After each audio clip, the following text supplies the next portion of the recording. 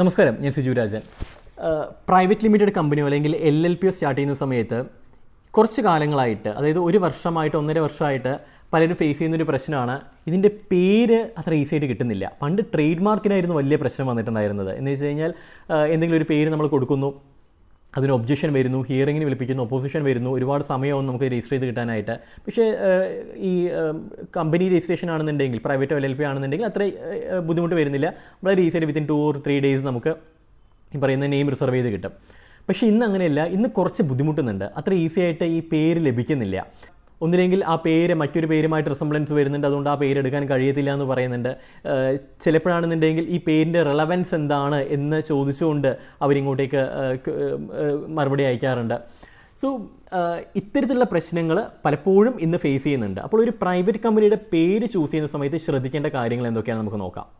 ഒന്ന്, ഏറ്റവും ആദ്യം നിങ്ങൾ MCയുടെ സൈറ്റിനകത്ത് കയറിയിട്ട് നിങ്ങളുടെ കമ്പനിയുടെ പേരൊന്ന് സെർച്ച് ചെയ്ത് നോക്കുക. LLP പ്രൈവറ്റ് ലിമിറ്റഡ് ഏതെങ്കിലും ഒന്ന് രജിസ്റ്റർ ചെയ്തിട്ടുണ്ടോ ആ പേരിൽ എന്നുള്ളത്.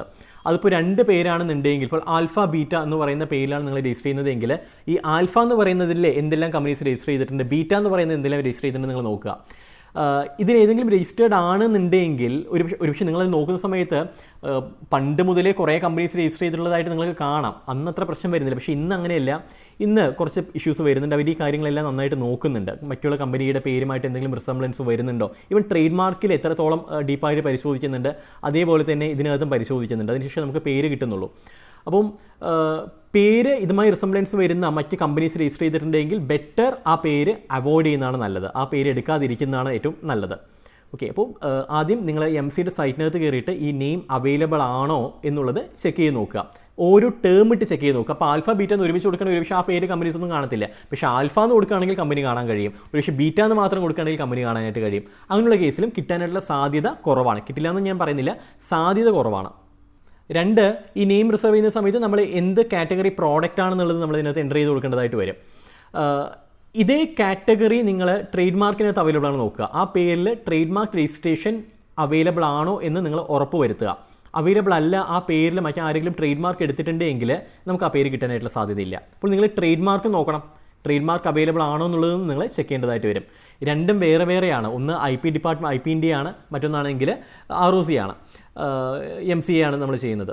അപ്പോൾ രണ്ടിലും ചെക്ക് ചെയ്യേണ്ടതായിട്ട് വരും. MCAയിൽ നിങ്ങൾ നോക്കുക അവൈലബിൾ ആണോ എന്നുള്ളത്. അവൈലബിൾ ആണെന്നുണ്ടെങ്കിൽ നെക്സ്റ്റ് സ്റ്റേജ് എന്ന് പറയുന്ന ലെവലിൽ IP-യിലും ട്രേഡ് മാർക്കിലും നിങ്ങൾ ചെക്ക് ചെയ്ത് നോക്കുക. രണ്ടിലും ഓക്കെ ആണ്, അവൈലബിൾ ആണെന്നുണ്ടെങ്കിൽ നിങ്ങൾക്ക് ധൈര്യമായിട്ട് ആ പേര് വെച്ചുകൊണ്ട് മുന്നോട്ടേക്ക് പോകും. അത് നിങ്ങൾക്ക് അപേക്ഷിക്കാം.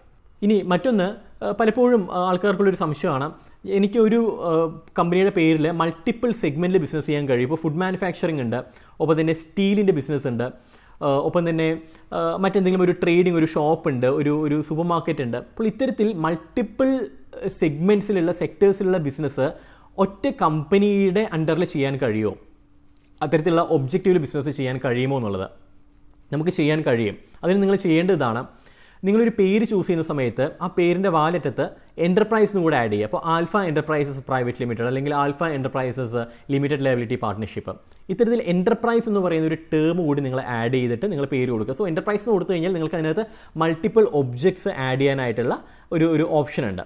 ഓക്കെ, സോ അത് മറക്കരുത്, എൻ്റർപ്രൈസ് എന്ന് പറയുന്ന ടേം. ഇനി ശ്രദ്ധിക്കേണ്ട ഒരു കാര്യം, ഈ പ്രൈവറ്റ് ലിമിറ്റഡ് അല്ലെങ്കിൽ LLP ആയിട്ട് നമ്മളൊരു പേരിൽ കമ്പനി രജിസ്റ്റർ ചെയ്യുന്നു, ബ്രാൻഡ് നെയിമും അതേ പേരിൽ തന്നെ രജിസ്റ്റർ ചെയ്യുന്ന യാതൊരു നിർബന്ധമില്ല. മൾട്ടിപ്പിൾ പേരിൽ നിങ്ങൾക്ക് ബ്രാൻഡ്സ് നിങ്ങൾക്ക് ഇറക്കാനായിട്ട് കഴിയും. ഈ ബ്രാൻഡ് നിങ്ങൾ ഈ കമ്പനിയിൽ രജിസ്റ്റർ ചെയ്യേണ്ടതുണ്ടോ എന്ന് ചോദിച്ചു കഴിഞ്ഞാൽ ഇല്ല. ഒരു കമ്പനി ഉണ്ട്, ഇപ്പോൾ ആൽഫ എന്ന് പറഞ്ഞിട്ടുള്ള ഒരു കമ്പനി ഉണ്ട്, അതിന് താഴെ ABCD എന്ന് പറയുന്ന 4 പ്രോഡക്ട്സ് ഉണ്ട്. അപ്പോൾ A എന്ന് പറയുന്ന പ്രോഡക്റ്റിന്, A എന്ന് പറയുന്ന ബ്രാൻഡിന് നിങ്ങൾ ട്രേഡ് മാർക്ക് എടുക്കുന്നു, B എന്ന് പറയുന്ന ബ്രാൻഡ് ട്രേഡ് മാർക്ക് എടുക്കുന്നു. ഈ ട്രേഡ് മാർക്കിൻ്റെ ഓണർഷിപ്പ് ഒന്നില്ലെങ്കിൽ നിങ്ങൾക്ക് ഹോൾഡ് ചെയ്യാം, അല്ലാന്നുണ്ടെങ്കിൽ ഈ ആൽഫ പ്രൈവറ്റ് ലിമിറ്റഡ് എന്ന് പറയുന്ന കമ്പനിക്ക് ഹോൾഡ് ചെയ്യാം. ഓക്കെ, അപ്പോൾ ഈ കമ്പനിക്ക് താഴെ പല പല പേരിലുള്ള മൾട്ടിപ്പിൾ ബ്രാൻഡുകൾ നിങ്ങൾക്ക് ആരംഭിക്കാം. ഈ ബ്രാൻഡുകൾ നിങ്ങൾ കമ്പനിയിൽ എവിടെയും മെൻഷൻ ചെയ്യേണ്ട ആവശ്യം വരുന്നില്ല, കമ്പനിയിൽ നിങ്ങൾ രജിസ്റ്റർ ചെയ്യേണ്ട ആവശ്യവും വരുന്നില്ല. അപ്പോൾ പ്രൈവറ്റ് കമ്പനിയുടെ അല്ലെങ്കിൽ LLPയുടെ നെയിമിങ്ങുമായി ബന്ധപ്പെട്ടിട്ടുള്ള കുറേ കാര്യങ്ങൾ ഈ ഒരു ചെറിയ വീഡിയോയിൽ മനസ്സിലായെന്ന് വിചാരിക്കുകയാണ്. മറ്റൊരു വീഡിയോ ആയിട്ട് കാണാം. അതുവരെ Siju Rajan signing off. Good bye. നിങ്ങൾക്ക് ഏത് ഫോർമാറ്റിലുള്ള കമ്പനിയാണ് ഉചിതം? നിങ്ങൾ നിശ്ചയിച്ച പേരിന് ട്രേഡ് മാർക്ക് കിട്ടുമോ? ഇത്തരത്തിലുള്ള സംശയങ്ങൾ തീർക്കുവാനും ഈ പറയുന്ന company registration, trade mark registration തുടങ്ങിയിട്ടുള്ള സേവനങ്ങൾക്കുമായിട്ട് കോൺടാക്റ്റ് ചെയ്യുക 7012431293.